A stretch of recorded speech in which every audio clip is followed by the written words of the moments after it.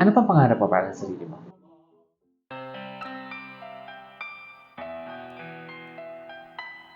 Bata pa lang po ako, pangarap ko na po maging artista.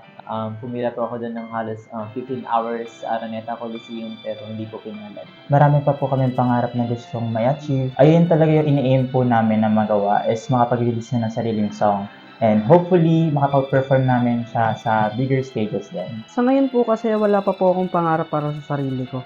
Ang pangarap ko pa lang po ngayon is para sa parents ko na laging tumutulong and nandyan para sa akin. Sana maramdaman ko yung kaya naiyak po. Sana maramdaman ko yung pagmamahal po na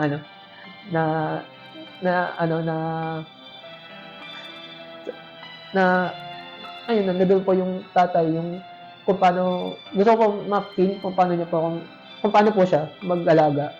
Yung pagiging P-pop idol po talaga yung pipiliin ko. So, masabi ko po talaga na nandito po yung puso ko.